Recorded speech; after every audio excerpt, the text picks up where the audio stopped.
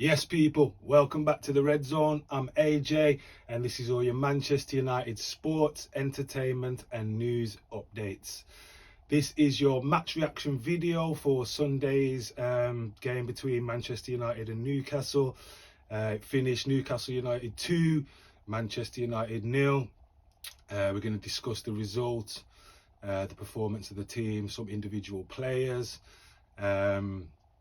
What that result means going forward and just where we are now. So let's get into it. The first thing I want to say is I think it's been just under 2 weeks since the last video. Obviously we had the international break.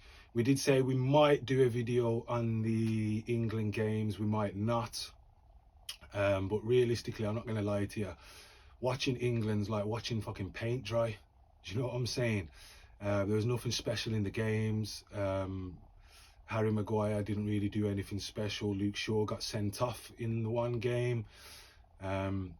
So like, what is there to report really from a Manchester United aspect? Absolutely nothing.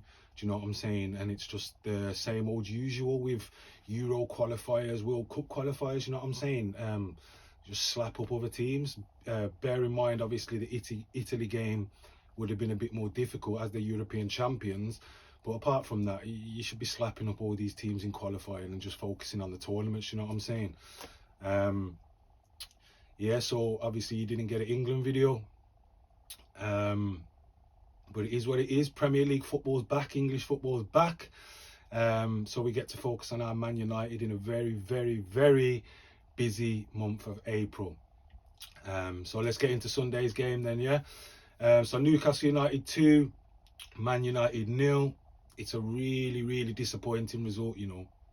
Not gonna lie, if I did this video yesterday, probably would have started a bit different with some cussing on there, some effing and blinding, do you know what I'm saying? Because realistically, me along with a lot of other United fans, like, there's a bit of anger, a bit of disappointment there, do you know what I'm saying? Like, especially when you watch the performance of most of the team. With that win, Newcastle leapfrog us into third. They're obviously pushed us down. We're getting dragged into a top 4 battle. Do you know what I'm saying? Now, bear in mind, we've already won a trophy. We're in the quarterfinals of the Europa League. We're in the semi-finals of the FA Cup. But we're getting dragged into a top 4 battle, and that's not what you want, because obviously Champions League football is a must. Now, if we don't go all the way in the Europa League, we're going to have to finish in the top 4, which means performances are going to have to change. Performances are going to have to up. Energy levels are going to have to come back from somewhere. We got Tottenham breathing down our neck. I think Brighton are a bit further back, but do you know what I'm saying? You don't want to get dragged into that top 4 where Tottenham can sneak in because we're playing more games. Do you know what I'm saying? From the off, really, yes. On Sunday, from the off, you could just tell Newcastle were going to be the better team, more attacking, more progression in their play.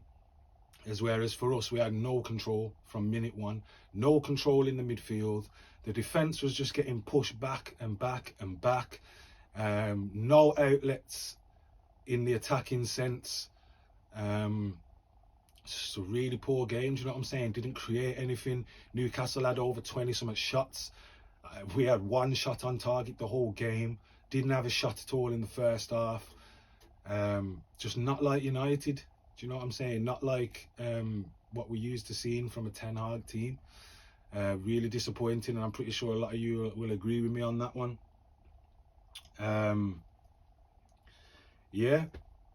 Like we say, Eric Ten Hag, what's he supposed to do? He did make some mistakes yesterday, I'm not going to lie. When you're seeing how the game's going, when you're going in at half time and you're thinking, boy, we could have been 1, maybe 2-0 down. You're expecting him to make some changes to try and freshen it up. He didn't do that. He takes off Anthony, who was arguably one of the best players on the pitch, in a Man United shirt anyway, trying to create, tracking back, doing his job. Then obviously you had the mad one when we're chasing the game, and he's decided to bring Leach and Varane off, bring Lindelof on. There's no height then at defence because Varane's gone, McTominay's already gone off, so that pretty much cost us, you know. So ETH, bad day at the office. The team, bad day at the office. And realistically, we need to be seeing a lot more and some improvement over this next month, because we've got a busy month coming up. Like we say, no control, the midfield. Where was the midfield? It's like when Casemiro comes out that team, the midfield's fucked. They can't protect the back four. They can't progress the play as much. I mean, first he played McTominay. I think he dropped him in like the more advanced midfield role. Do you know what I'm saying? People gassing him up last week. Oh, he's got 4 goals in 2 games. Play him at striker with Weghorst. I'm even seeing people putting fucking edited pictures of him up with the Ronaldo R9 haircut from the World Cup. Just fucking ridiculous, you know what I'm saying? Because someone scored a couple of goals over an international break. We're supposed to think he's a great player. He's not a great player. He's not Man United quality. What did he do yesterday? I'm hearing he likes to play that more advanced role better. But he did shit. He did fuck all. Where was he? And then ETH dropped him back into his more preferred role for him, which is a more holding defender, and did fuck all. In fact, he lost the ball twice on the edge of the box and probably could be the main cause of one of the goals. So, you know what I mean? All these people gassing up McTominay, it's fucking bullshit. People that don't know football, flip-flop. Player has a good game. Oh, get him in the team, get him in the team. And then he just does shit. Do you know what I'm saying? Don't know nothing about football, don't know nothing about the requirements of what it takes to be a Man United player. These are just fans that just jump on shit straight away, and I wasn't having it. Weghorst just doesn't offer anything realistically. It doesn't offer anything for me. Like I've said many times, and I still can say now, I can appreciate what he does and what type of player he is. Do you know what I'm saying? He obviously ain't the level of a Harry Kane, a Victor Osimhen, something like that. But what he gives you is the tenacity. He tries to close down. He chases balls.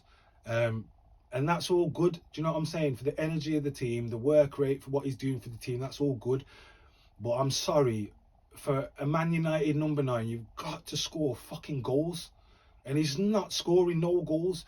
He doesn't hold the ball up as well as I thought he would. And he's just not there. He's not in the positions needed to finish the ball. Do you know what I'm saying?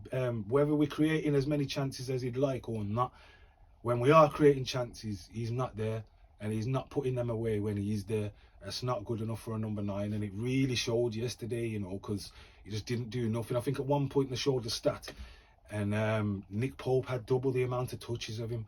And what does that tell you? Especially when Martial comes on in the second half, and he's involved straight away. He's buzzing, he's getting around, the speed. And Weghorst's not that guy. He's not that mobile, man, and we need more. You know what I mean? Rashford did nothing yesterday. We're not going to jump on the case because obviously he's been amazing, our best player this year. But if we're talking about you're only as good as your last game, it was pretty shocking, really. Do you know what I'm saying? Didn't do anything, didn't look involved, not really tracking back. So it's another player with a bad day at the office. Let's just hope he can switch it back on quickly. Yeah, I think the only person to come out the game yesterday with a bit of self-respect is David De Gea, who stopped the game from going to 5 basically, because he's made 3 world-class saves, 2 in the first half, really close range saves, and then in the second half he's tipped one onto the bar, which obviously is all you can ask for him. Do you know what I mean? People want to slate him about his kicking, his distribution, this and that, but he saves goals. Do you know what I'm saying? Would have been 4 or 5 yesterday if it weren't for him. So yeah, without a doubt, De Gea is the only player yesterday to come out of it with some self-respect. And obviously, if we're talking about Man United players, he has to be the man of the match. I don't know if you guys agree with that. Maybe you saw a performance from a player yesterday that you thought deserved to be the man of the match, but for me it was De Gea. You'll have to let us know in the comments. Yeah, just a really bad performance, really bad result, considering where we are and what we've got coming up. getting dragged back into the top 4 race. The last couple of games, if we're being honest, they haven't been screaming control. Do you know what I'm saying? We've been winning when we ain't been playing well, and I always say that that's the only thing that matters is winning. But when you're not playing well and you're losing like yesterday, it has to be called out. Do you know what I'm saying? There's going to have to be a change, a shifted back into the mentality, and they're going to have to get back onto it. Yeah, 9 games in the month of April. We've played 1, so we've still got 8 games to go. That's 2 games a week. Albeit the squad depth is shit. Missing Casemiro after Everton, but the players are going to have to regroup, and they're going to have to go again, and they're going to have to find an extra mile from somewhere. Do you know what I'm saying? It might be hard because of everything that's going on, all the games that are coming thick and fast, but they're going to have to find it, because you'd rather be in this trouble than just playing 1 game a week. Do you know what I'm saying? That might help you to solidify the top 4 position, but I'd rather be in the chance of winning more trophies. Do you know what I'm saying? I want to go to Manchester after the season, and I want to see the parade, the celebrating of 2 trophies at least. So they're going to have to do something about that. ETH going to have to talk to them. Yes, that's about that from the game, really. Pretty shit. We go again Wednesday against Brentford, another Premier League game, this time at home. Obviously, they slapped us up at the start of the season, so we got revenge, and we need to get revenge on them. We need to put in a good performance and get the win. Also, because of the top 4 position, we're gonna have to pick up a run of wins now, which obviously is possible, because if we're talking about us, Tottenham and Newcastle, I'm pretty sure we've got the easier running of games where we can pick up points. So we just need to roll on to get them points. But yeah, so let us know what you thought of the performance, guys. Let us know what you thought of the results. Let us know your player ratings in the comments below. Also, any shout outs you want to get in, put them in the comments below as well. Don't forget to please give this video a like. Don't forget to subscribe, and don't forget to switch on your notification bell so you know when we've uploaded our latest video. Also, go and check us out on Instagram. Give us a follow on there.